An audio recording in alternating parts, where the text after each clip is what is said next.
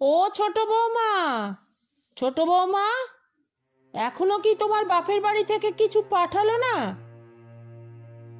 বলি, দোলের তত্ত্ব তো পাঠানো উচিত ছিল। আরে 5টা লোক যখন বলবে, কি রে সাবিত্রী, তোর ছোট বউয়ের বাপের বাড়ি থেকে কি তত্ত্ব এলো, তখন আমি কি জবাব দেব? দেখো, 5 বছর হয়ে গেল বড় বউয়ের বিয়ে হয়েছে।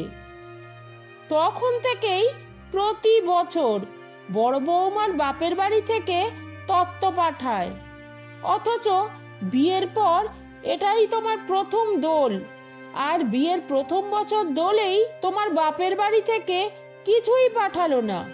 ছি ছি ছি, কিরকম হা ঘরে পরিবার থেকে তুমি উঠে এসেছো। বিয়ের সময় না কোনো টাকা পয়সা দিল, না কিছু গয়নাগাটি দিল। যাকগে, সেসব নিয়ে আর কথা বলে লাভ নেই। পাল পার্বণে তত্ত্ব দেওয়ার পয়সাও কি তোমার বাপ ভাইয়ে জোটে না? মা দেখুন, এই শাড়িটা কি আমি দোল পূর্ণিমার পুজোর সময় পরবো? বড় বৌমা, এই শাড়িটা তুমি বরঞ্চ অন্য দিন পরো। তোমার বাপের বাড়ি থেকে যে নীল রঙের শাড়িটা দিয়েছে, তুমি সেই শাড়িটা দোল পূর্ণিমার পুজোর সময় পরবে। ওই শাড়িটাতে তোমাকে বেশি ভালো মানাবে। মা, আমার হাতের এই শাড়িটাও আমার ভাই আমাকে দিয়েছে। আচ্ছা ছোট, তোর বাপের বাড়ি থেকে কি দিয়েছে? কই দেখালি না তো। দিদি, আমার বাপের বাড়ি থেকে কিছু পাঠায়নি। তুমিও না বড় বৌমা, কি যে ভাবো জানি না। হা ঘরে পরিবার থেকে উঠে এসেছে ছোট বৌমা, ওরা নাকি শাড়ি দেবে। আরে একটু মিষ্টি, আবির আর ফিচকারি দিয়ে কুটুম্বিতা করতে পারে না যারা, তাদের কাছ থেকে কিছু আশা করাই বৃথা। শ্যামনগরের সাবিত্রীর পরিবার ছিল ধনী পরিবার। সাবিত্রীর বড় বউয়ের বাপের বাড়ি ছিল খুব ধনী, তাই প্রতি বছর প্রত্যেকটা অকেশানে তার বাপের বাড়ি থেকে অনেক জিনিসপত্র দিত। কিন্তু সাবিত্রীর ছোট বৌমা খুব গরিব পরিবার থেকে এসেছিল। দোল পূর্ণিমা উপলক্ষে তাদের বাড়ি থেকে কোনো উপহার আসেনি। সেই জন্যই সাবিত্রী দেবী তার বড় বৌমা ইন্দ্রাণীর ওপর যেমন খুশি ছিল, সেরকমই ছোট বৌমা নন্দিতার ওপর বেজায় বিরক্ত ছিল।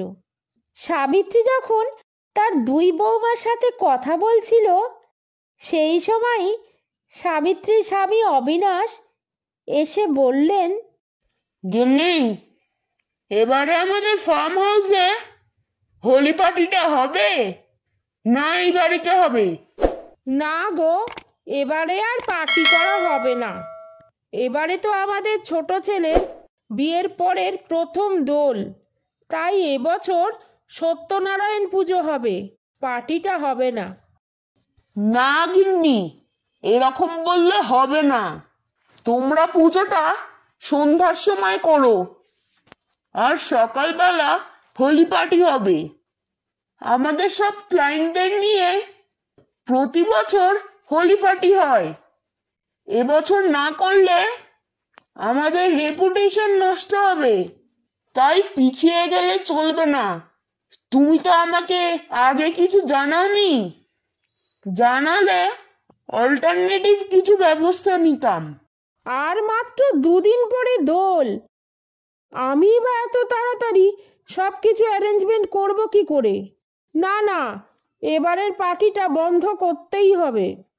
মা, ছোট তো গরিব ঘরের মেয়ে, ও ছোটবেলা থেকেই অনেক কাজ করে বড় হয়েছে, তাই পার্টির যাবতীয় কাজ ওকে দিয়ে করিয়ে নিলেই তো হয়। কি রে ছোট, তোর কি পার্টির কাজকর্ম করতে কোনো আপত্তি আছে? না দিদি, আমার কোনো সমস্যা নেই। আমায় কি করতে হবে তোমরা বলে দিও, তাহলেই আমি সব কাজ করে দেব। শোনো ছোট বৌমা, এটা কোনো ছোটোখাটো কাজ নয়। আমাদের অনেক বড় ব্যবসা, তাই অনেক ক্লায়েন্ট আসবে।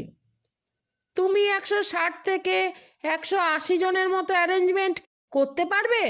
আপনিও না মা কথাটা সিরিয়াসলি নিয়ে নিলেন। ও কি কোনোদিনও এত বড় হোলি পার্টি দেখেছে? হোলি পার্টিতে কি কি হয় সে সম্বন্ধে ওর কোনো আইডিয়া আছে যে আপনি ওকে বললেন হোলি পার্টির অ্যারেঞ্জমেন্ট করতে? আমি সব অ্যারেঞ্জমেন্ট করে দেব।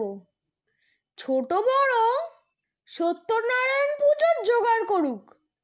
আমার সঙ্গে একটা ইভেন্ট কোম্পানির ভালো যোগাযোগ আছে, আপনাকে কোনো চিন্তা করতে হবে না, ওরাই সব করে দেবে। বাঁচালে তুমি বড় বৌমা। তুমি যখন নিজের হাতে দায়িত্ব নিয়েছো তখন আমি নিশ্চিন্ত তুমি আমাদের মান সম্মান বজায় রাখবে। এরপর ইন্দ্রাণী তার চেনা জানা ইভেন্ট কোম্পানির সঙ্গে কথা বলে হোলি পার্টির আয়োজন করে।